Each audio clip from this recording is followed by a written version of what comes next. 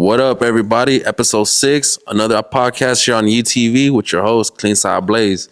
And we got a special guest, a real cool ass guest, and we're gonna get into a lot of fun things and an industry we haven't even touched on, which is the tattoo industry. You know, it's the homeboy here, D Tattoos. Go and introduce yourself, my boy. D Tattoos in the house, man. Yes, sir. Hey, so tell me, who is D Tattoos? Man, D Tattoos. I'm an artist. I'm a tattoo artist from Los Angeles. 39 years old. I've been doing this for 5 years, man. And D Tattoos that's my name. Yeah, it's all based off your first name, right? Just abbreviated, possibly. Yeah. That's cool. My first name is D, David. So D. Everybody implement it that way. Hell yeah. So what was childhood like? You know, what was the household like? How many siblings did you have? You know, man, how was your relationship with your parents? Man. I remember going outside, playing ball. Yeah. Sports, shit like that. When you had to actually go look for your friends. Yeah, exactly. Times. Yeah. Go knock on the door. You had to go knock on the doors. Know. Hope they were there. Yep. So-and-so there. Yeah. What was the culture in the neighborhood, you know? The culture was cool, man. It was at the time, the culture was, just playing outside, bro. Sports. My thing's always been sports, man. What was the big sports you guys would play? Basketball. At the park or the hoops outside on the street? Outside in the street. Yeah, you gotta yell out car. Yeah, car. Yeah, shit like that. I feel like we've came a long way from being able to ever experience that ever again, you know? Because like our kids will never get that. Yeah, it's different. It's different now. Our kids, now you're just caught up with everything is so instant. You know, everybody wants instant gratification where it's like, I want everything, you know, right away. You know, it's like, I want to be able to get a hold of somebody right away. You know, they'll never know that, hey, you got to go to the payphone. Dang, I remember those days, bro. You got to go to the payphone. Yeah. Or you got to go to a homie who had a landline, you know.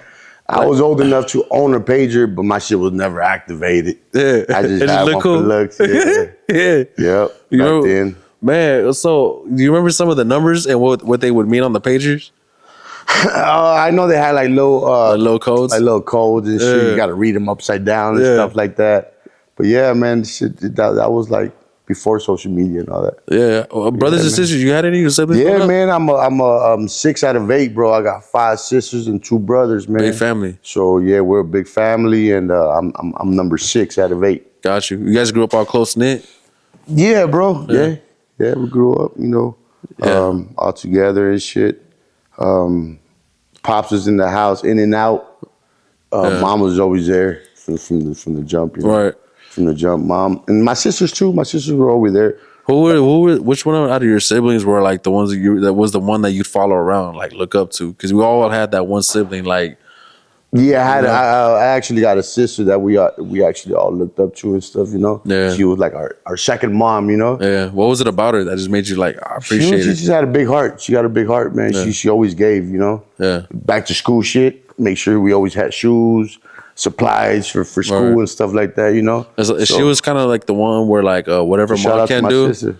Oh yeah, whatever. Like she was the one like whatever mom can do. Don't worry, I got you. Pretty much, yeah. Well, my mom couldn't buy us. Yeah, she got you. Yeah, that's a beautiful thing. Not everybody gets to experience. Shit, I remember I had my first pair of King Griffey Juniors. Hell yeah, in 5th grade, bro. Hey, people will never know what the era of King Griffey was. Oh, you know? Bro, man, just having those kicks were like, oh shit. Were you big on baseball? Yeah. What was your team growing up? Dodgers, man. I actually played. I played right at Valley Plaza, bro. I grew up right here in North Hollywood. I grew up in North Hollywood and shit, like I said, play sports. Who was your favorite players growing up, like from the Dodgers? Man, so many, bro. Like Nomar Garcia-Parra? Was that the era at that time? The era back then. Remember the Chinito Nomo? Chinito Nomo, Mike Piazza and shit that. Yeah, bro. Those days and shit. But Lakers too, man. You know, it's always been the Lakers too. Basketball, the Kobe and Shaq era? I actually met Kobe once, bro. How was that like? Security, man, because I'm a security guard too. You know? Okay. So what was that like? How was it? That was a blessing, man. I actually met him, bro. Like I couldn't believe it was him and shit, you know? What Kobe are we talking about now? Kobe Bryant, bro. 2011 playoffs against the OKC.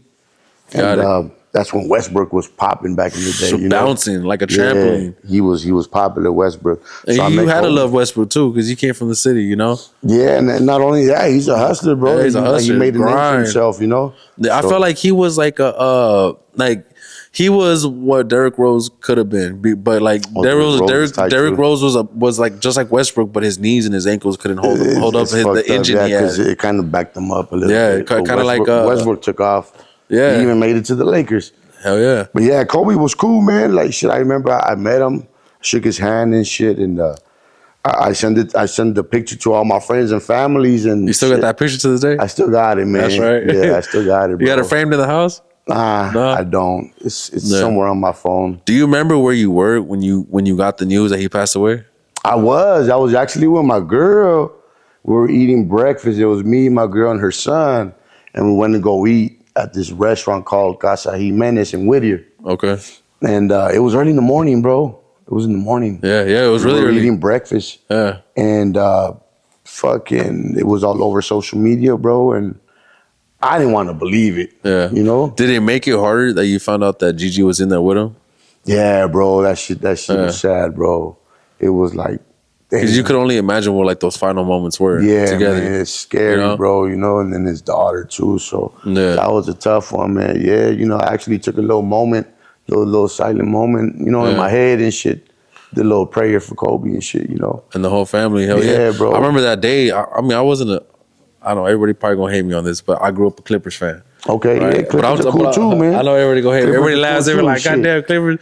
But look, I was a Clippers fan before the Lob City, right? Because my dad, my real dad, was a big Clippers fan, and I never knew why. The team sucked, you know. Like I never knew why. Then, yeah. But like I had just cheap. Yeah, but I had just met him. Like I was already a little older, you know. But I saw that the only time we bonded is when we watched Clippers games. Okay. So at that time it was like Elton Brand, Chris Kaman, Corey Maggette, Cuttino Mobley.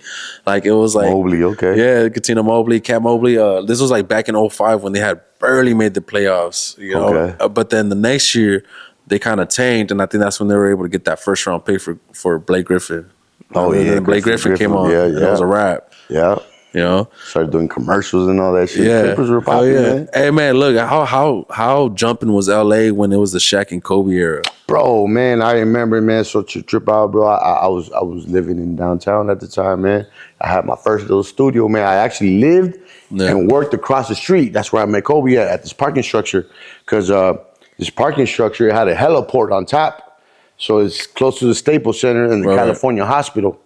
So it was my job to secure the parking structure, and man, so I lived across the street at the studio and shit. It was called the Youngs, and I remember, man, it was around that time when the Lakers won the championship against Boston and all that shit. Yeah, yeah. My homies from the Valley, all my homies from the Valley, man. Shout out to my homie Mike and all them, my homie Eric and Eli and them. Shout outs. Shit, man, they actually went out there, bro. Spend the night out there, because early in the morning we got up to go hit the parade, bro. And it was popping. That parade was popping, bro. Yeah, it was just, it was active. You remember who was on that team? Walking around with a backpack full of, yeah, bro, fucking Fisher and all them, man. Yeah. I think it was Fisher, Ori and all them. Was it Steve Blake on that team? Blake? Nah, I'm not sure, man. Steve Blake was a bad white boy. Shaq was there. Kobe, Ori, Fisher. Ori Fisher. Man, shit, just a bunch of veterans, bro. Yeah. And I remember shit, the next morning we got up early in the morning, backpack full of beer, weed, walking around the parade, Staples Center and shit, you know.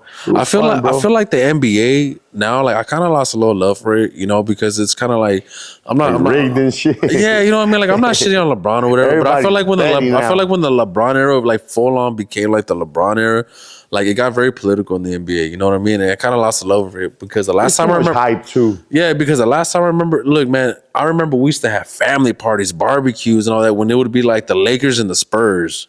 Oh yeah, you know, saying like those are good ones. You know, saying like the Lakers versus Celtics. You know, even like the Lakers versus Utah when AK-47 was on that team. Andre fucking Karolinko. Okay. It was a sharpshooter, you know, but like those kind of games were like, those were still grimy games, you know, we were still playing hard, but it was competitive, you know, like it brought families together, you know, like it brought those barbecues. Though. I feel like it ain't even that no more, you know. Kobe just made it exciting. He made it very exciting because you didn't know what to expect. You wouldn't miss. You wouldn't know what to expect. You know, for somebody to literally take over our whole childhood with yelling Kobe when you throw the paper in the trash can is like something else. You know? Yeah, Kobe. It was like Mando. You know, you wouldn't even say Jordan or anything. I grew up on that shit. You know. Yeah, shit like that, bro. Just playing outside, man. I gotta ask. You remember the MySpace days? I remember the MySpace. What was the MySpace days to you? Oh, I wasn't really up on game when they came up to MySpace and shit. You know, I remember you would like put a little song to your profile and shit. Yeah, like the top 8 that people would fight for. You shit know, like that. But like, why you got that bitch on your top 8? Like, I wasn't really up on game with MySpace. Yeah, but Facebook came out right after. Right after, Then it came like Snapchat and like Instagram. And I started learning little by little. And shit. I kind of asked because I feel like MySpace was an exciting time for everybody because it was new. It was new for everybody. Before you had like AOL chat, you know, and that was your way of expressing like your song that you like, your little background. You know, if you had the glitter backgrounds. How many girls had those Tinkerbell glitter backgrounds? You know, you were stoner, or the Brads, the weed plant, or like the Looney Tunes with the like smoking and shit. Yeah, so it was a cool little way to express yourself. You know. So where do you see it from, like how MySpace came out in those days into like what it is now? Man, what it is now is crazy, man. Like who would have ever thought, you know? It would evolve to this. Yeah, bro, because now it's like, it's more than just social it's pretty much your life. Look, that's how I met you guys, you know? Shout out to Yeee TV, man. That's how I met you guys and the homie Johnny Toxic, the homie 562. Yeah, shout out Johnny C, man. Johnny C, shout out to the homie. Yes, sir. That's how I met you guys through social media, you know. So it's very powerful, you know. It all depends on what you use it for, también, you know. Yeah. So every time people ask me what school I go to, I tell them I went to YouTube Academy and TikTok University. You know, because you learn everything on there. You know, like I learned how to change my brakes on there, how to change your gas. Like if you didn't have a father to teach you things, you went on TikTok and YouTube. You know, just learn everything. That's how I learned how to tattoo, bro. Yeah, I remember like when I was trying to dabble back into tattooing, I had trouble with like shading. And I would like, you know, like look up like tips on how to shade, you know? That's like, the fun part for me, bro. The shading, because you see it like come to life and shit. You know? Well, let's get into the tattoo, right? When did you find, what was the first phase, right? Like was the first phase, was it doodling? Like was it tagging? So my first phase was like, you know, graffiti and shit like that, you know? There's a lot of tattoo artists that, you know, before that they were just they had a graph life. Yeah, they had a graph life. So that alone right there it's a talent. Right. You just got to figure that shit out. But it's always been like graffiti, drawing, and like I would draw for my girl Valentine cards and shit like that. You know, I would do her name and shit. Would you sell them too for other people? Nah, I wouldn't sell them. Back in the day, you remember you put your little on the binder? On the folder? Yeah, on the binder. Yeah, the plastic. Yeah, walk around with it. Yeah, hell yeah. So stuff like that, bro. And then so I always had it in me, you know, the drawing and shit like that. The passion. Right. It's a passion, bro. And so what did you go through, or what did you see that like sparked the idea and the thoughts like, I want to actually make this a career, or I want to start taking this serious into the next level? See, like the thing with me, I feel like it just happened. It just played out the way it played out. My girl was like, you know what, maybe you should look into this, you know, like you're very talented, you know, shit like that. And I always knew that I love art, you know. So one day I was just tripping out, bro, you know, smoking this shit. And I was just tripping out on my tattoos, bro. And my homie Rudy, shout out to the homie Rudy. He's actually my tattoo artist. He showed me his old machine. Oh yeah. My first machine. And now was it the new machine? Correct me what the names are. So what these new machines, the wireless ones, those are the pens. So I started right in between like the old ones are the loud ones. The ones you had to hook up to. Yeah, the loud with the pedals. With the rubber band, the pedal. And then they had the rotaries. The rotaries are like the ones that are less noise. Yeah. But they like, and then after the rotaries, they had the pins. The pins, yeah. So I started when the rotaries came out. I remember the rotaries. Yes, I do remember. Less noise. Yeah. They still had the needles and shit like that, the long needles. And then they came out with the pins. The pins are carts now. Yeah. Now you just pop them in. Yeah. You know what's crazy? I want to get your experience on this too. So it's cool. Like I was able to see the evolution of it, right? Because when my dad, Free Big Solo, man, from the neighborhood. Shout out your pops. He used to work at a tattoo shop called Wicked Art Studio right there on Balboa and Shimmer Way. And as a kid, 12 years old, I was homeschooled. So like I would always go to the shop with them and I'd be an apprentice. So back then we had the old school ones and you would have the barrels, the metal barrels. The heavy machines too. But you had to scrub the ink out. Oh shit. And then remember you had to sterilize them. And then you had to put them back in the package. You know, like there was a whole process. Now from going to that and now in just let me just pop it right back in. Throwaways. And throw it away. It's crazy how like. And it's, you know what? It's only going to evolve even more, keep bro. Going. Like, it's going to keep going. How much, now everything's wireless. What do you think? Like, how much more can this even evolve? Like, what more do you need? Whereas now it's just a pen, right? Like a pencil. I don't know, but I can't wait to see what's after this, you know? But for sure, bro, it's always going to keep growing and shit, you know? Right. Tattoo industry is big, bro. It's big. It's enough for everybody to eat, you know? Yeah, of course. And my thing is, like, I like to show people what I know. Right. You know, a lot of people it excites you. A lot of people don't like to teach you in this game, man. But like me, I just like to show what. Do you feel like everybody's worth teaching though, or do you kind of? It is, bro. It is, man. Because you might teach somebody, take them under your wing, and you never know, bro. 5-10 years later, he got a shop, he's doing good, and you can always think that. Yeah, bro. Like you could take pride in that. You know what I mean? Like, man, the homie did good. You know, I taught him. You know? So it's always good to teach people and take pride in that too, you know. So it's now, worth it, bro. Now tell me your first tattoo. What was your first tattoo? So my little brother, man. Shout out to my little brother, man. Jumba. He was pretty much my canvas. Got you. He was my canvas. Every tattoo artist has that doodle, that person that they just let you doodle on them. So the slogan was, "In D we trust." D, I trust you. D, I trust you. Go for it. You know. Yeah. So I was like, "Fuck it, man." You know, I'm kind of like self-taught. My homie Rudy and my homie Joey Tats, they would guide me whenever I needed shit, you know. But for the most part, man, I just went in, bro. I went in self-taught and shit. And my little brother was my first canvas, and myself too. I tried it up my own leg. Yeah. It's always the highs. Yeah, you start with I tried it up my own leg, and I was determined, bro, to learn. You know, I told myself like, this is what I want to do. You know. Yeah. Because I've been doing security for a long time, man. But you feel like you could only go so far with that. But shout out to that too, because it gives me time to like. And I'm pretty sure you get to like you build your clientele with it too, right? Like yeah. Hell yeah, tattooing, bro. You start from like having no clients, you know. But you just gotta start. You know, you gotta start somewhere, bro. And tattooing is fun, man. I always say the worst part of failing is never starting. Right. There you go. Because I'd rather fail like 10 times and not even start. Not even start, because it's like you don't want it to be a damn. What could have happened? So check it out, man. My first year, bro, I was tattooing my little brother, just out in the field, right? Just tatting people up for tips and shit, you know. And that year went by fast, bro. It didn't matter where you live at, man. Just give me your Addy and hey, I'm there, bro. Yeah, I'm there because I was determined. So my first year, I was just hustling, bro, out in the field. Right. And then that's when I took it serious, and I was like, you know what? Somebody called me an artist. Before that, somebody called me, oh, you're an artist? Yeah. And I like that word, bro. Yeah. I was like, oh, shit, I'm an artist. Yeah. It's a certain accolade that, you know, not everybody could have. Yeah, it's a certain title. You're an artist. I was like, oh, shit. It's a certain title that, like, it's just like, damn, I am an artist. I'm like, oh, shit. I got to start carrying myself like an artist. It's the recognition. You know, like, oh, you recognize me as an artist. Somebody recognize you, yeah. Now that you're recognized as an artist, now you got to, like, sustain that status. That status. You know, exactly. And it's fun because, you know, my main thing is networking with people, you know. Right. That's how I met you guys, you know. That's how I met you and the homies and the crew. Big appreciate. Hell yeah.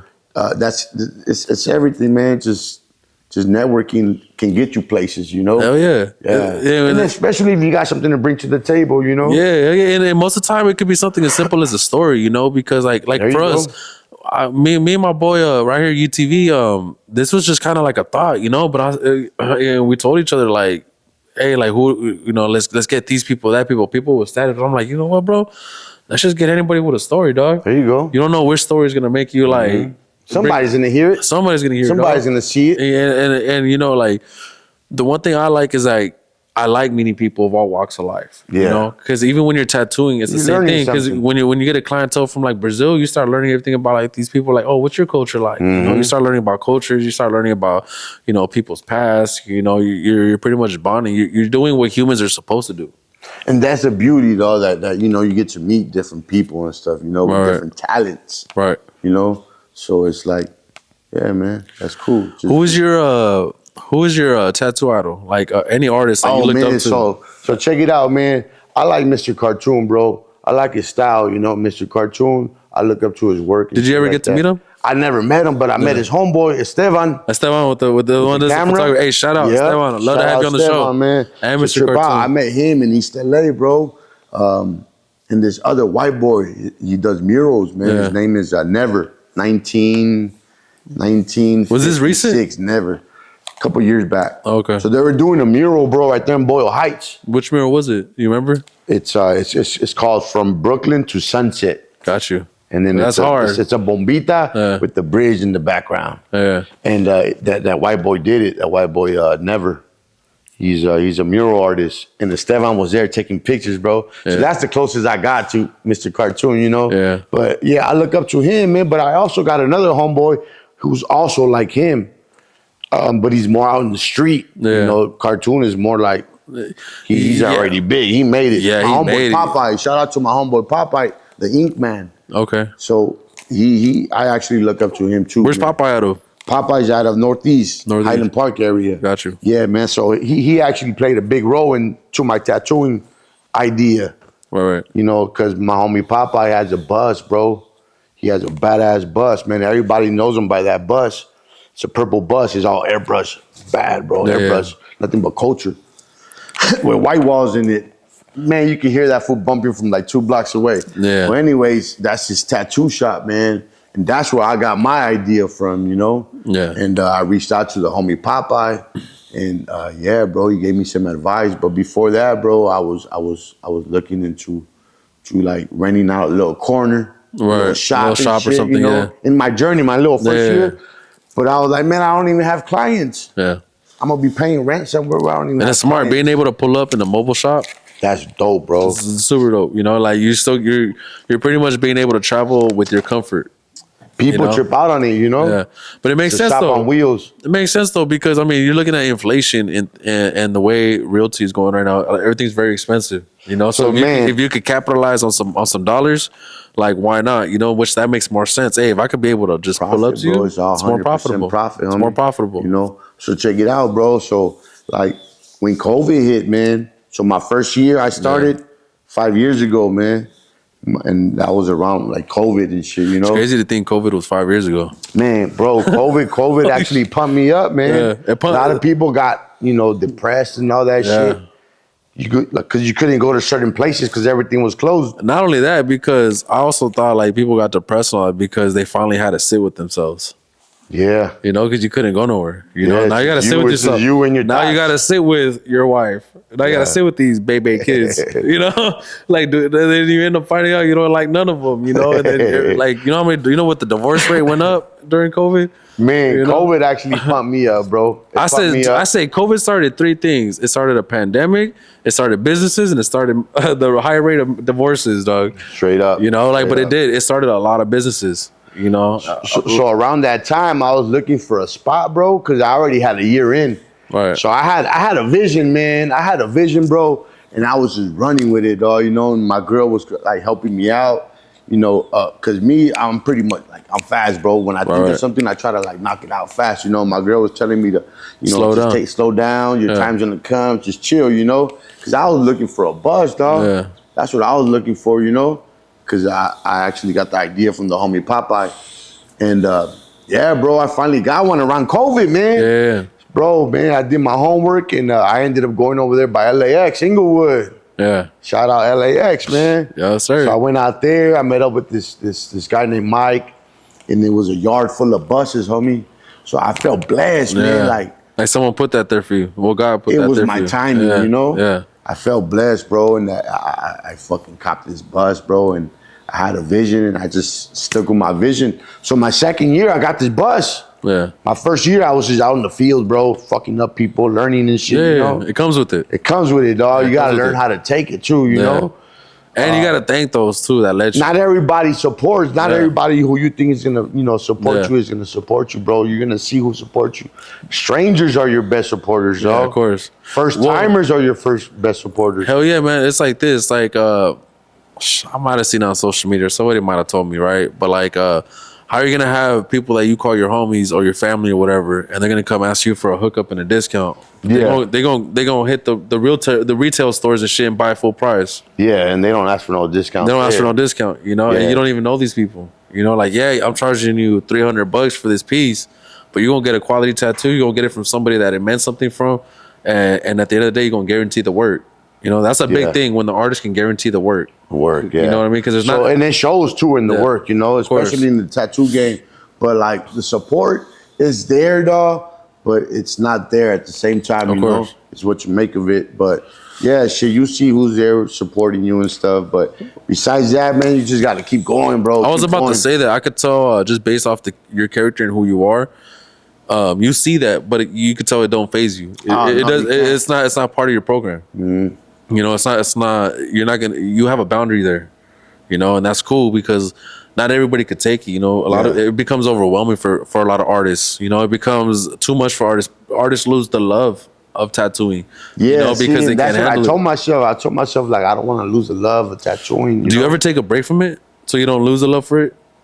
I don't, bro. But do you feel sometimes like I be dry, you know. Yeah. Sometimes like during the holidays, Christmas and shit, you know, it be dry, bro. It's like no tattoos. But like tax season's coming up, so it's gonna pick up, you know. So I just can't wait, man.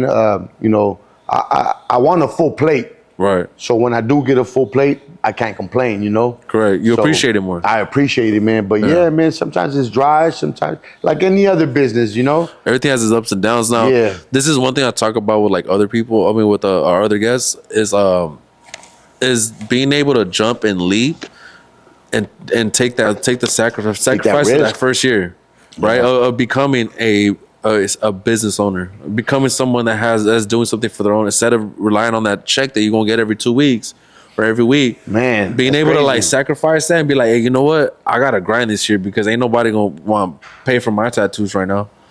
You know, you got to take all those hits, all the discounts, all the cover, the ones you might have messed up on or whatever, you know. But at the end, after that year, you start seeing the blessings in it. You start seeing the blessings, man. So the main thing is to stay positive, you know, stay positive, stick to the goal. You know, if you have a vision. You ever had a time where you almost gave up? Yeah, bro. Yeah. Shit, hell yeah, bro. There's been times like that, you know, where you're just like, fuck, you know, you try to stay away from social media, you know, because you're not feeling it, or you know, you scarred somebody up or something, you know. But what's crazy how the algorithm of social media bounce back. What's that again? What counts is the bounce back. Yes, sir. Coming back. Yes, sir. Because we're all gonna fail. It's made for us to always fail. Yeah. Right. It's always made for us to fall. You know, to mess up. But what matters is like, are you gonna come back and pick this up again, or are you just gonna let it be? Yeah. You know what I'm saying? Like, I had a talk with like a young homie one time, right? And you know, somebody had disrespected him. He felt some type of way, wanted to do the most, right? I say, hey, homie, I go, that's cool. You're entitled to how you feel, but let's think logical, right? You let that happen. Yeah, common sense is you let that happen because you didn't have a boundary, right? Somebody thought they could step over you, right? Now, man, I'm gonna be honest, man. I'm so fucking high. I forgot where I was going with this. I was so fucking high. I forgot where I was going with this. But hold on, I want to jump back into something else real quick, right? Have you ever worked at a shop before? Nah, bro. So trip out when I first started, man. My first year, bro. I walked into a shop just to see the customer service, right? Just to see how that's exactly what I want to talk about right now, right? So I went, bro. I walked inside the shop, man. The guy was cool, man. He was actually very professional, and I just soaked up game, bro. He stopped what he was doing. He walked up to me. He told me, you know, how can I help you and all that. And I was just bullshitting, man. I was like, hey, how much for a portrait? You know, and he was like, all right, cool. You have the picture. And I walked out of there with knowledge, bro. Like, hey, that was good customer service. Yeah. You know, so I picked that up. But I never worked at a shop, man. I wanted to work at a shop when I first started. That was my goal.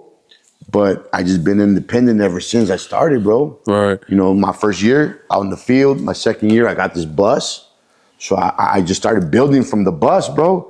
You know, that was my pretty much my headquarters. You know. Oh yeah. Started fixing it up. Me and my little brother. Just little by little, huh? Little by little, just started fixing it up enough to where I was comfortable enough to work out of it. Right. And now, bro, my homie Popeye blessed me with some airbrush in the back of the bus.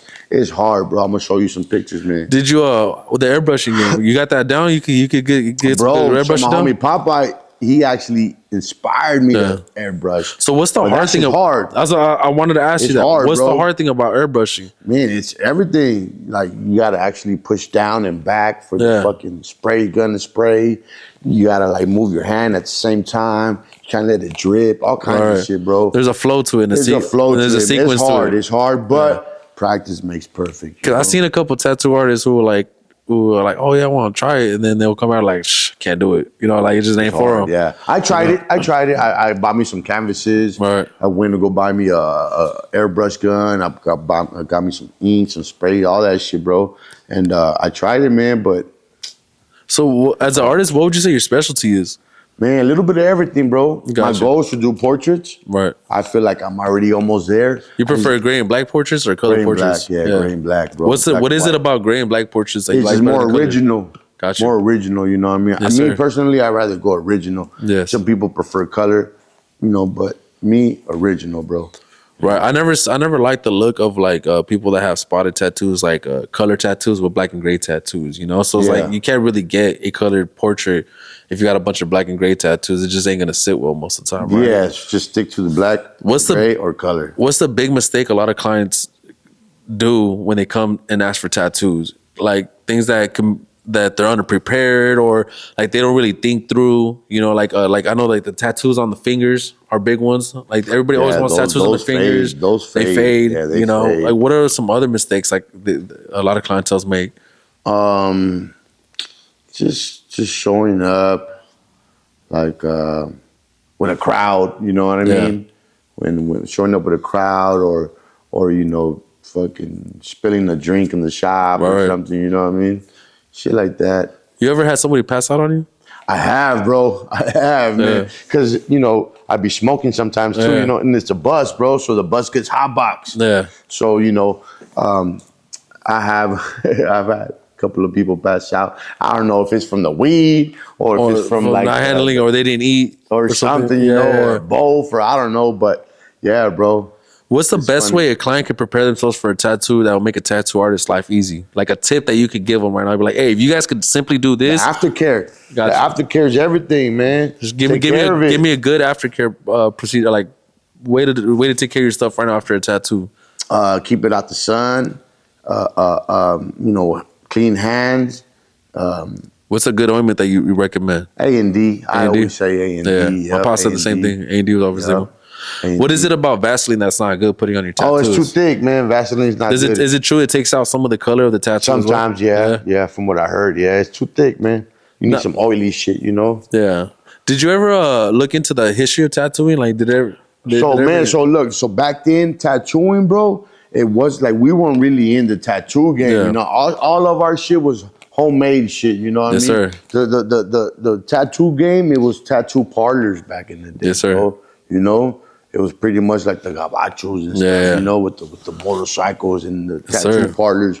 And they were like the outlaws. Yeah, the outlaws pretty much. You know, that's where the tattooing pretty much. Right. But if you really go back, bro, like the Mayans and Aztecs, the Mexicas, they've been had tattoos and tribals and all that shit. Tattooing's been around for a long time, bro. I want to talk about the Islander tattoos, right? Like the Samoans and the Hawaiians, right? Because like I've seen videos on them. I don't know if you're too familiar with it. You know how they do their tattoos. You ever seen it where they like poke and smack? That's traditional shit. How does that work? Like what is it that do they have needles or what type of needle is it that they're using to poke? Man, I don't know what they use, bro, but it's traditional shit what they use, man. It's a poke and stick and shit, you know. And doing a tribal with that too. It's just you gotta get all that ink in there. That it takes, bro. Oh my god. But I will always think about like the face tattoos they get. Like just imagine somebody smacking your face with that. All that shit means something. Yeah. Also with like, all right, so I want to ask you this, right? This is a big one. Yeah. Right? Especially in our culture. A lot of people, and I'm the first one to address the homies on this, right? All right. Hey, shout out to the homie. I'm sorry I'm putting you on blast, but I have to, right? The homie had got a Mexica tattoo tatted on him, right? Okay. And he was excited. Put it on Instagram before I seen him. He had put it on Instagram. Hey, look at this. See. Then he had put it on Instagram. And I'm like, I'm gonna ask this fool a question when I see him. So he pulls up and he's like, hey, fool, look, it's bad, huh? I'm like, yeah, it's bad. I go, what is that though? He didn't know what it was. He goes, it's an Aztec. So I go, you're already fucking up. I go, there ain't no Aztecs. I go, they're Mexicas. I go, but what does that Mexica tattoo mean? Yeah. Couldn't tell me. So I know, like, my dad used to always tell me we wouldn't tattoo those certain pieces, certain tribal things, unless you knew what it meant. Are you one of those like, hey, I'm not gonna tat that on you unless you know it? Unless you put in the work or unless you knew what it meant. Not even just put in the work, but at least know the history of what you're getting, you know? Like me, man, I'm an artist, bro, you know what I mean? So I just create art, you know? But yeah, man, certain people, like, they know what they want. Some people don't know what they want. They don't know what it is. They just think it's cool, you know? But shit, man, to me, it doesn't matter. What are some of the most burned out tattoos that are like, I'm tired of seeing this already? I know, like, roses was one of them that look like roses are always good to cover up. Yeah. You could always cover up shit with roses, you know? That's always a classic, man. But tattooing is fun, man. Especially the shading. The shading is fun, but roses is cool with a name. You could always do roses with a name to cover up. At first, I was scared to do covers, bro. Like, it's hard. Tell me why. Tell me why you were scared. Because, man, so look, it's an ugly tattoo already, right? They're trying to cover up an ugly tattoo. And then you're trying to come in here and fix it. Without scarring it even more. Or because some of those messed up tattoos are like blown out lines and all messed up. So you got to go in there and fix it. Without hurting it. And it's like, man, you got to try to make something ugly look better. So at first I was kind of like nervous to do cover-ups, but now I love doing cover-ups, bro. Because now I'm like, hell yeah, that shit was ugly, and look what I did. What's a good technique to doing cover-ups? Because I know not every artist is, like you say, comfortable doing it, or not every artist is like, I can't do shading. Shading, just try to do shading as much as you can, man. Yeah. Dark shading, you know, light shading, dark shading, mid shading, but just shading. That's what's gonna take it away. Oh yeah, the shading, bro. Yeah. Who was one of the most notable like clients that you've ever tattooed and like, damn, that's cool. I was able to tattoo that person. Man, trip out, bro. Man, I got so many stories, bro. Man, so my bus, man, I got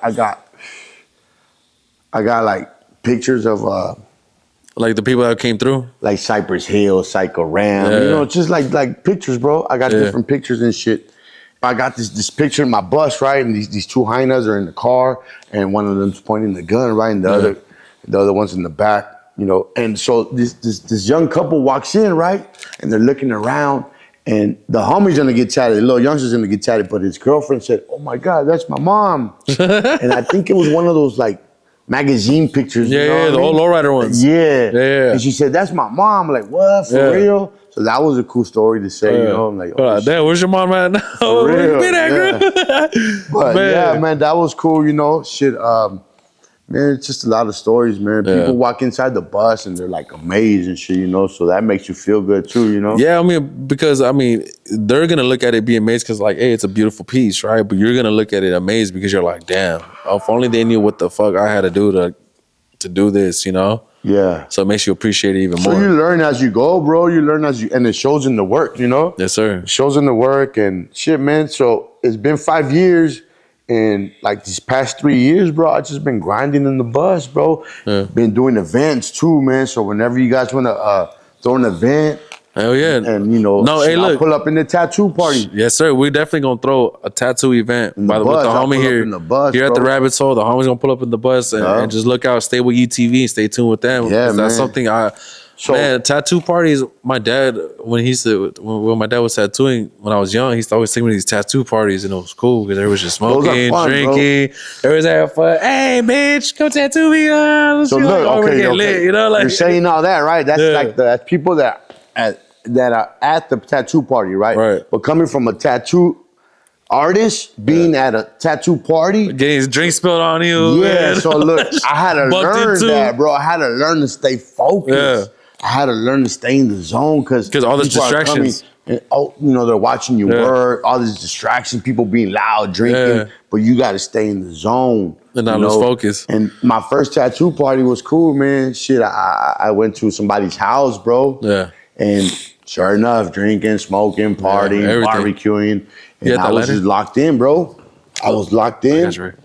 And just little by little building up my confidence. Yeah. That's part of tattoo parties was part of building up my confidence. And shit, man, my last event was for New Year's, man. Shout out to the homie Wisdom. Shout out. Artistic Visuals, bro. He invited me to the Legion Park, man. Viclasos. Shout out to Viclasos. Big old event, bro. Tell me about that event. I took my bus, man.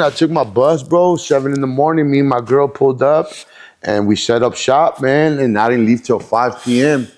And just meeting people, man, passing out business cards, networking with people. People will walk in and just check out the bus while I'm there working and shit.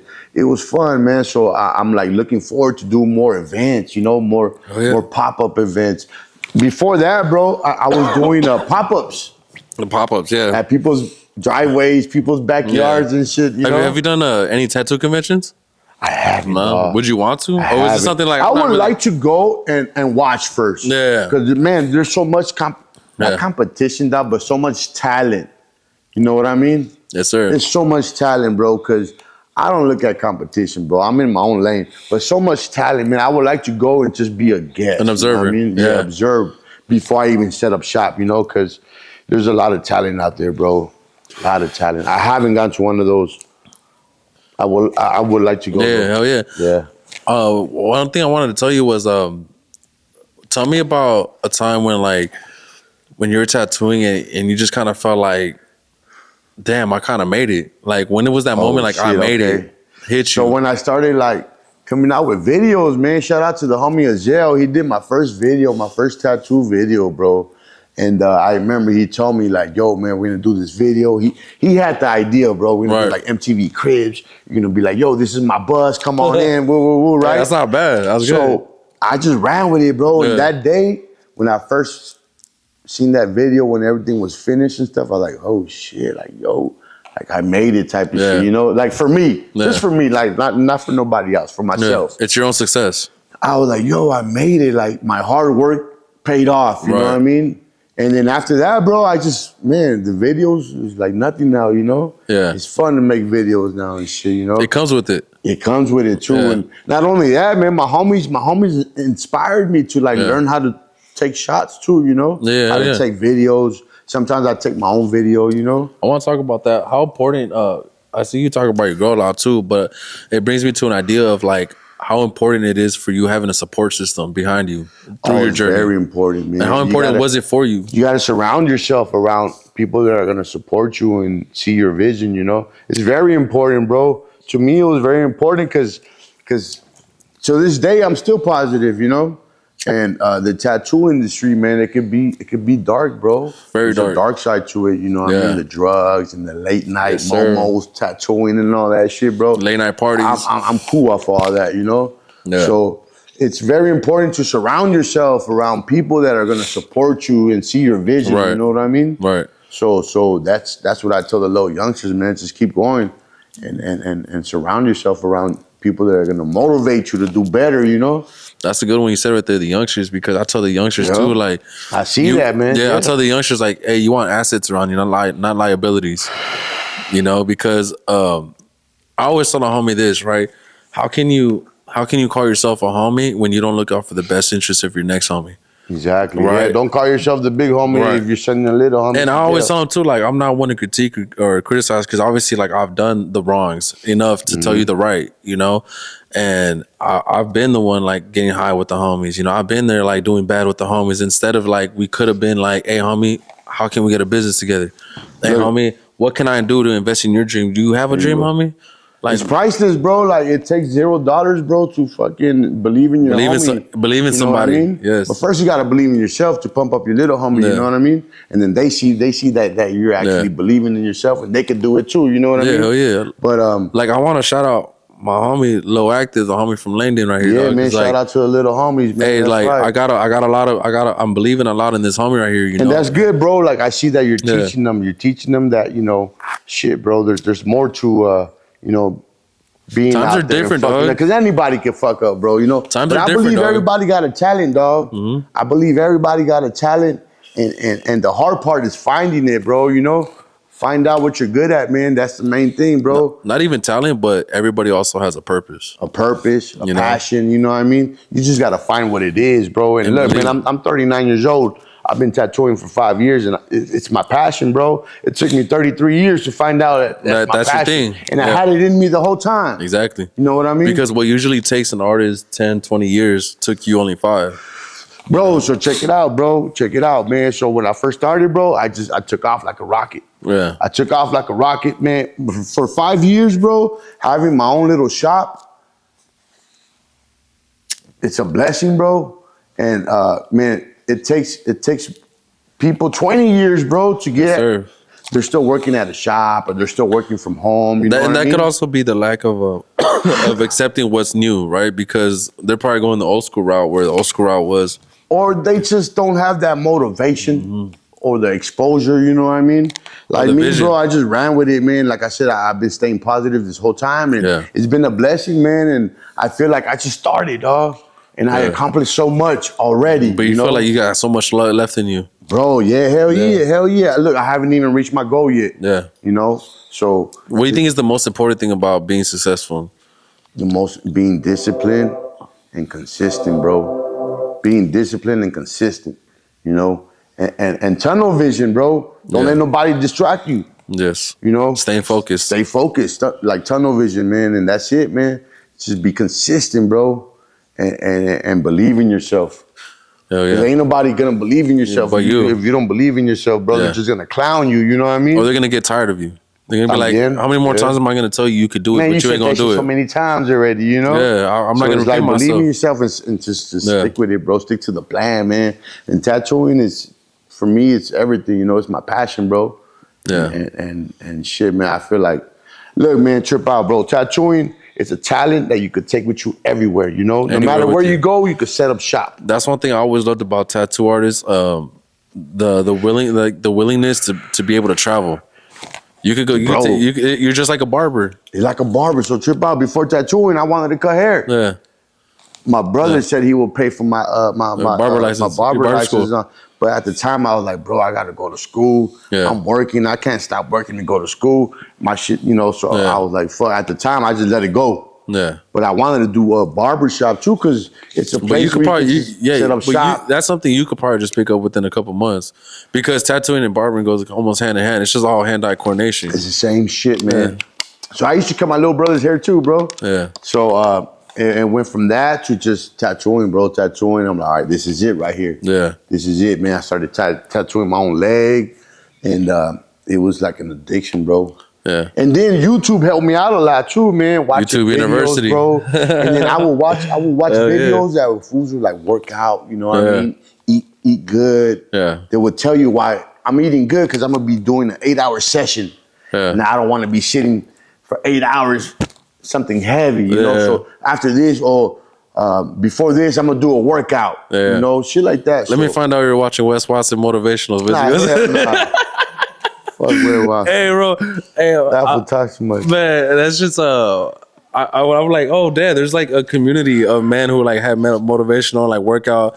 Like I just like it started becoming a thing, right? But I remember Wes Watson came around. But look, he did his thing. He did his thing, dog. Everybody knows about him, you know. He did his thing. Yeah, that ain't for me. No, hell no. And then, you know, one thing I want to say is that the tattoo community is It's a big community. It's a big community, bro. But I feel like it's a big reason why our culture is still alive. Oh, bro. So our culture, bro, is, man, we're in everything, bro. If you really think about it, we're in everything, man. You know.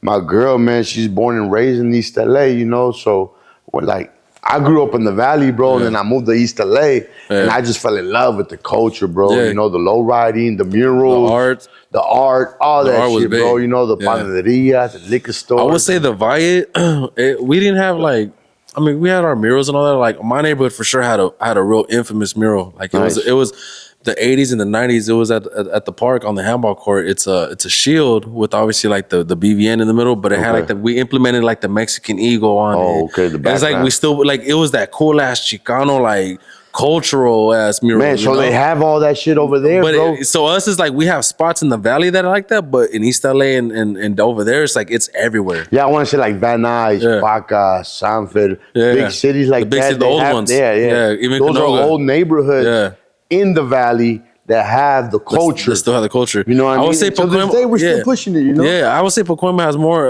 I would say they have like more of the murals over there. More because it's especially like the more memorable ones, you know? Okay. Ours are more like, it's known amongst us, you know, or like who grew up here. But yeah, when I go to East LA, bro, it's like every street, there's some mural, there's some art. So I moved out there, bro, when I was 17, man. I was a young teenager, bro. And I didn't know nothing about tattooing at the time. I actually got my first little tattoo. Yeah. Before I went out there, on my finger, man, my little homie Wicked, he did it with a guitar string, bro. That motherfucker was clever, dog. He did a little box with the switch, the light switch, and that was his to turn on the machine. And these are the same homies that are failing school too. It's just crazy, dog. Trip out, man. I was 17. Clever. Hey, look, he was from Lennox, man. Shout out to homie Lennox. But you know what he told me, bro? He told me his dream, well, not his dream, but like he pictured himself doing life. Yeah. Tatted up. That was his thing, bro. That was his mentality. Yeah. Which was amongst a lot of little homies back then. Yeah, bro. His thing was like doing life tatted up. That was like his goal, bro. Yeah. And I'm like, what the fuck? Good thing I didn't have that mentality, G, you know? But man, yeah, he was clever, bro. He had a tattoo machine. You ever made a homemade machine? I never made one, dog. Never made one, man. Yeah. Thank God I haven't made one, bro. Yeah, that's crazy. Cool, right away, I bought the new one. You're like, I'm gonna stay with these. Yeah. I just wonder how the whole, like, I've never been tatted by a homemade machine, but I wonder, like, with the guitar string, you gotta shave it down.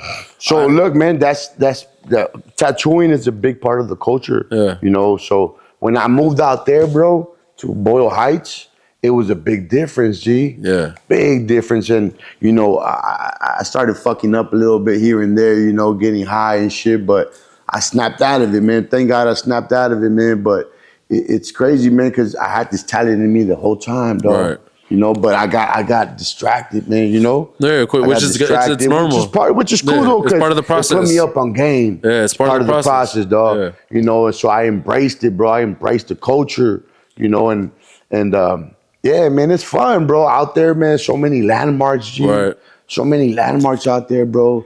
Like a lot of history, bro, you know? So I still got love for the Valley, don't get me wrong, but I fell in love with the East Side, you know? Yeah, of course. Out there, that's when I started, bro, tattooing and shit, you know? You know who has a lot of that too? And, you know, I don't think it gets talked about enough too. I stayed out there for a while, man, with San Diego. Oh, like if you go to like Barrio Logan and Logan. Like, oh, I've been to that park, bro. If you go down to like Chicano Park, but not even just that, but like even just a lot like Chula Vista, National City. It's beautiful out there. Yeah, bro. It's not even just beautiful, but the culture is heavy out there. It's heavy out there. So my parents are from Tijuana, bro. Yeah. You know, my pops, rest in peace, he's from Tijuana, bro. So I would go out there with my girl a lot and shit. And one day I told her, hey, let's go check out this park. I want to go see it, you know, and take some videos, because that's part of the culture, you know? And it's beautiful, bro. You walk under the freeway, man. Murals everywhere, bro. You seen the Coronado Bridge? Too, huh? You seen the Coronado Bridge too? Where that bridge that goes from the island to San Diego? It's that big old bridge. I don't think I saw it. Huh? Yeah, it's a lot of culture out there, man. A lot of culture, man. They're heavy on it too. Yeah. Well, they're right next to the border, you know? So yeah, man. So the culture's everything, bro. Oceanside's another one too. Oceanside's coming. That's where like Desi Hollow's from. Okay. I don't know if you know Desi Hollow. If you don't, look up his music, man. Like he does a lot of G-Funk. Okay. You know, he like that new school G-Funk, but he's really cool. He's out of Oceanside, but if you watch a lot of his videos, you'll see like how much he's like in the culture. They're in the culture too. I lived by Oceanside a little bit, so like I was able to see it. Like they're just like us over here too. You know? Man, shit is popping everywhere, bro. Yeah. I mean, LA has a big influence, man. Especially us. You know what I mean? Yeah, look, bro, I actually come from East LA, Boyle Heights. Whittier, Pico Rivera, all that area, bro. Yeah. It's heavy out there too. The low riding, like Whittier Boulevard. You guys got it right here too. Van Nuys Boulevard. Well, anytime anybody goes somewhere, they'll be like, "Oh, what's your guys' Whittier Boulevard over here?" And then you'll represent. You'll be like, "Oh, we got Van Nuys over here." You know, and then the homies from over there will be like, "Oh, we got Laurel Canyon," or you know, the 6th Street Bridge was like one of them too. Like the 6th Street Bridge, man. So my homie shot me a video with my bus cruising down 6th Street Bridge. I was actually talking. I was doing a voiceover on one of my. I was promoting my tattoos. Right. Oh, like on one of the videos. Yeah, on one of the videos, I did a little voiceover, and it was dope, man. The homie caught a little drone shot with my bus crossing over the 6th Street Bridge, man. So yeah, man, me and my homie, man, we just be trying to promote each other and shit, you know, trying to elevate, bro, you know. Well, it's good to have somebody there to push with you. Yeah, you know? His shit is videos, and my shit is tattoos and shit, you know. But he sees that I'm hungry and I'm a hustler. He sees that, bro, you know. So that's another thing too, man. The brand, man. I got the brand, bro. No, I love that brand right there. Man, shout out your brand real quick so everybody knows. Hungry Hustlers, bro. That's the brand, man. That's cool. It's a lifestyle, you know. Exactly. When I was about to tell you, when you told me the name of it, it reminded me of. So pretty much, man, it's like a lifestyle, man. If you're sitting around hoping shit comes to you, bro, it ain't gonna happen. You gotta get up and go get it, bro. You know, ain't nothing free on me. You know, but when you put in the work and you hustle, good things come. You know what I mean? You just gotta stay hungry, bro. You know, you get what you put out. Exactly. Stay hungry, hustle, and just go get it, bro. Yeah, go get it, man. So that's the brand, man. And that shit just came out of an idea, you know. Yeah, it's crazy because everything comes out of an idea, bro. You know. Oh yeah, it's like up to you whether you want to pursue it, do it or not. You know. Hell yeah. I had my older homie would always tell me like, "Hey man, if I'm believing you, you better go 100 because the one thing you could waste is my money, but I won't let you waste my time." Yeah, you know? That's and time is money, man. When I started doing tattoos, I realized that, bro. Yeah. Oh, now I see when they say time is money. Because how many times did you get, hey, yeah, I want to tattoo this day, and it never came through? Bro, that time is wasting. Like, I can't even get that Saturday back. I learned that shit fast, man. You know, that's why people charge deposits, dog. You know. So give a couple of tips for up and coming tattoo artists that you feel would be helpful for them that you wish you would have got. Man, practice. Buy yourself some fake skin. You know, be clean. Just practice, promote yourself, man. Definitely promote yourself all the time. Promote yourself. Get yourself some business cards, you know, pass them out everywhere you go. Just practice, you know. Find somebody that's gonna believe in you, where you could tat them up and shit, you know. And yeah, man, just keep going. Keep going. Believe in yourself. Now, what's some good ink you could recommend? Like a good ink I use Dynamic Triple Black. Right now, everybody's using Triple Black. That shit like super black, bro, you know? Yeah. But I use Dynamic. You know, some people cut it. You could cut your own ink, light, medium, dark, white and gray, the gray wash, all that shit, man. How do you think, what do you think an upcoming artist should focus on first before going on to anything? Focus on your lines. Focus on your lines. Find your style. Right. I mean, look, I tell everybody like this, there's no wrong way of tattooing. You just got to find your way, you know. Find your way and whether it's lettering, drawing. Should you perfect what you want to specialize in exactly. first? Or lettering, should you bounce around and kind of learn everything first? So like me, I didn't want to just do letterings or do this because some people are like that. Nah, I only do letterings. I went to a shop, bro, and I was peeping game and shit. Because it was an event, and a bunch of youngsters, bro, at a nice studio, nice studio. Yeah. And I was watching, I was telling my girl, damn, babe, like they're behind the counter already tattooing people. And there's a bunch of youngsters, nice shop, and I was like, fuck. Yeah. But this guy only did lettering.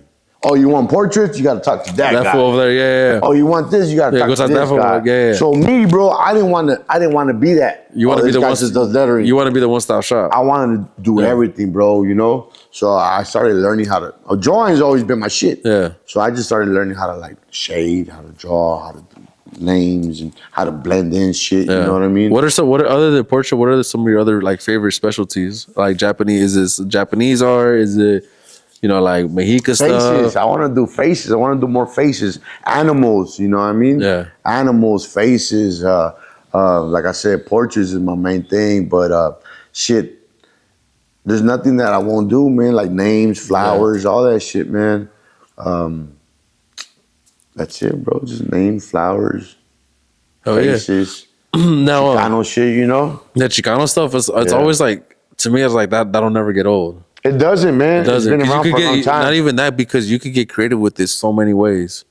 And There's so much beautiful art out there. Chicano art too, as a matter of fact. Really Japanese, the Chinitos got their own shit too. The Japanese art is something koi fishes the way they do their koi fishes on it. Hey, shout out to the homie Sung.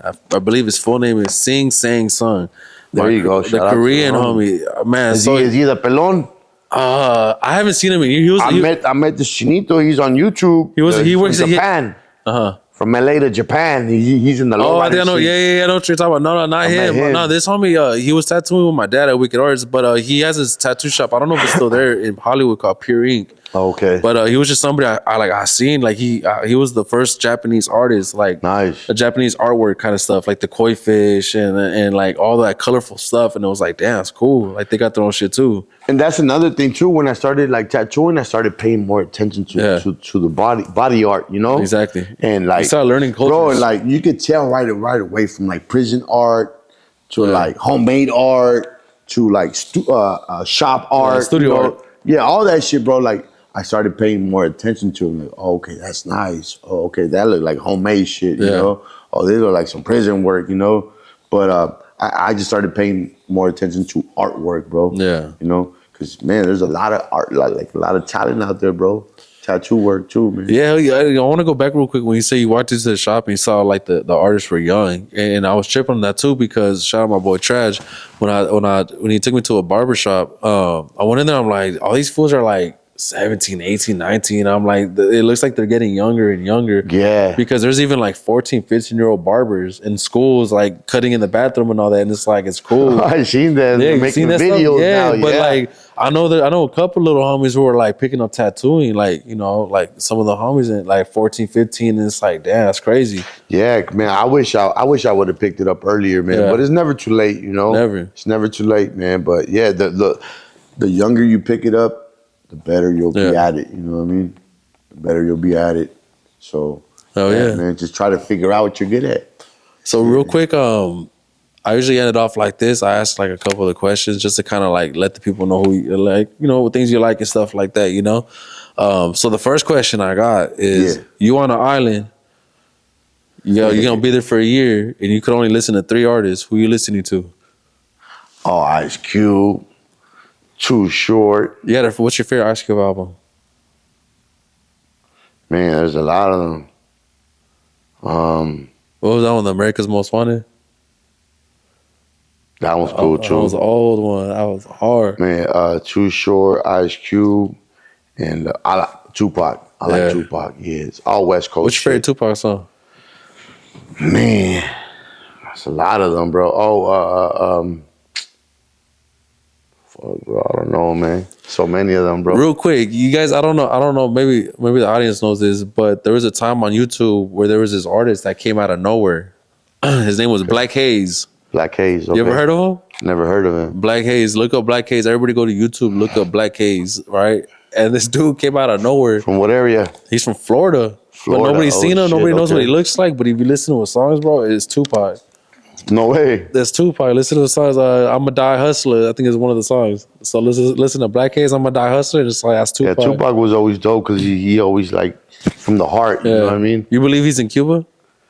Like everybody else? I think he's there, bro. Yeah. I think they got rid of him, man, because he was up on game. You know what I mean? Yeah. He was young, bro. If you think about it, he was 25, 26, man. But he was already thinking like ahead, bro, ahead of everybody, bro. Hey, isn't it crazy to think of a 25, 26-year-old right now and to think of like, damn, Tupac was a 25, 26-year-old? Like, he's acting like a 40-year-old. Bro, yeah, he was up on game. You know, but it came from his family roots too, you know? Yeah, and the struggles.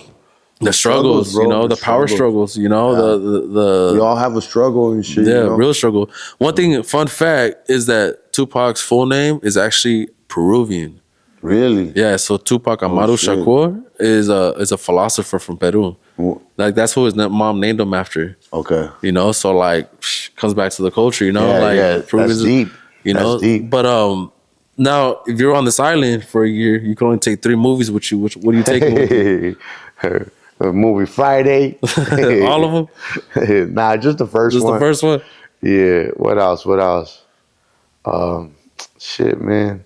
You know what? I don't really watch movies no more. Yeah. It would have to be like old school movies and shit. What was it about the first Friday that made you like, it's like way better than the other ones? That shit was just funny, bro. It was original. Just classic, yeah. Smokey, and it was just classic, bro. Did you always after that it was just like it was a rap? Yeah, it was kind of watered down a little. Yeah, too much. Yeah, too much. But yeah, Friday classic. Did you? So when you were first watching Friday, did you ever notice that girl laying behind Joy? Nah. That dude laying behind Joy. Nah. I never noticed that either. See, like if it's not for social media, that's what I'm saying. He was like, what? She on the phone. Yeah, she on the phone tripping on him while she's over here sleeping with this fool. You know, but man, tell the people where they can find you, man. And also, do you have a price minimum, and what are your deposits for them? So yeah, man. So as I got better, man, you know, time is money, and you know, shit. Now I'm at $100 minimum. Okay, cool. With a deposit, $50 deposit, $100 minimum, depending on what you want. And you know, shit, I'm down to like do sleeves. Oh yeah. Do you have any specials going on right now? I do, bro. Yeah, man. So like $200 specials and shit. You know, I usually try to promote myself. On IG. That's where I'm at, man. D Tattoos. How does it work with your bus? So like, if you pull up in your bus, is that an additional for driving out there, or is that just? So I usually go based on the area. Yeah. You know how far I'm driving and shit. You know, gas. And yeah, man, that's pretty much it. But for the most part, I try to do tattoo parties. Yeah, exactly. I'll pull up on you if it's a minimum of like 5-6 people at least, you know, small tattoos. But yeah, man, I try to do like specials at like to begin the month, the end of the month, you know what I mean? Special, $100 special, $200 special. The Friday the 13th. Yeah, Valentine's and shit like that. But for the most part, it's like minimum $100, you know. And then depending on what they want, it could go up to $300-400, you know. Yeah. But that's where I'm at right now, bro. Like, cause look, man, as the years go, bro, your prices start going up. Yeah. You know? Well, just like the cost of everything. Where I'm at right now, I'm in the $300-400 range. Yeah. That's where I'm at. You know what I mean? But man, shit, I remember I hustled for a whole weekend, bro. And that weekend I made a G-ball, bro. Just hustling. Yeah, hell yeah. Well, look, at the end of the day, you know, people might trip on the prices of like going up or whatever, but it's just the cost of living, dog. It's just like gas goes up. Yeah, man. You know? But you know what? I like to hook people up, man. Yeah. I like people to feel like, hell yeah, you got taken care of instead of taking. I got hooked up. I got good work. Homie got the best prices. Yeah. Definitely go back. Yeah. Not only that, if you do a good job, bro, they'll do the promotion for you. Yeah, you know? The word of mouth happens. So it's like, bro, you know, hook them up a little bit so they come back, you know. And it's not about a sale, bro. It's about a customer. Yeah. Making a customer, bro, you know? Building the relationship, bro. That's really what it is. Yes, sir. That's called networking, you know? Yes, sir. Because if you really take money out the equation, bro, I mean, bro, it's the same thing, you know what I mean? Yeah, hell yeah. Now, money's involved, so people change. Nah, it's the same shit, bro, you know? You be who you are regardless. Exactly. You know? Just show love, and people are going to show love back, you know what I mean? So that's my thing, bro. Show love, man. Show love no matter where you go. And then people are going to see that, bro, and then show love back, you know? Yeah, but do it because you want to show love, you know what I mean? Yeah, yeah. So if people want to set up an appointment with you, what's the best way they can get at you? Man, they can hit me up at IG, Instagram, D Tattoos, DEE_tattoos with an S _ That's my IG. That's pretty much my business page right there, man. If you DM me, I'll message back and send some ideas. Let's work. Hell yeah. Man, look, get at the homie. I really liked this interview. I liked it a lot. It took me back, you know, and it took me back to a place where I could relate a lot, you know, because there's a lot of things we still haven't touched on, you know? Yeah, bro. I feel like, man, there's a lot of things I could have touched and stuff, but that's cool though, because that's cool because the one thing about like tattooing, barbering, artists, you know, rapping, whatever, it's like the more you grow yourself, your craft grows with you. Yeah, you know, so like so you might not have a story now, but hey, give me back in 2 months. I'm gonna go through some shit. With another story. I'll be back with a better story. So man, and that's how we're gonna. I'm at now. Yeah, and that's how we're gonna treat this because definitely like within, you know, I'm gonna let you go out there and do your thing, but we're gonna want you right back. I'm gonna definitely tap in with Yeee TV again. Yeah, we're gonna want you right back and want to hear more stories. You guys having me, and you know, shit. One day I'm gonna pull up in the bus, dog. Oh yeah, we're gonna have a whole ass party here at Yeee TV. We'll probably do a special that day, dog. Like do like a little vlog or whatever, dog. No, that's smart. Yup, shit, we'll cruise around the boulevard. Yeah. Hey, well, actually, I don't know. We're working on a little homies. Yeah, hell yeah. Bro, you know? Shit. We're also gonna have, you know, it might be cool for you to pull up too, because we're thinking of having a spread contest. You know? Oh, spreads? Yeah, but like with cities though. Like, so we'll have a representative from like 4 or 5 different cities, and they'll have like a spread contest, see who makes the best spreads and shit, you know? Like, something like I don't really like that shit, dog. To tell you the truth, man. The spreads, man, it's a bunch of shit all mixed together. Well, it's the culture though. Right there. Hell yeah, you know? Shit, it is the culture, but it's the culture. Man. Yeah, but nah, man, I appreciate that's nice. Yeah, hell yeah. Idea, I appreciate you, man. And thank you for coming through and showing support and love, man. And like I said, we're gonna definitely have you back again, my Hell boy. yeah, appreciate you, bro. Thank you, man. Yeah, Other than that, man, it's another episode number 6. Shout out to fucking ETV. It's your boy Clean Side Blaze right here at the Rabbit's Hole. Man, y'all have a beautiful day. Have a good weekend. Be safe out there. Much love. Yes, sir.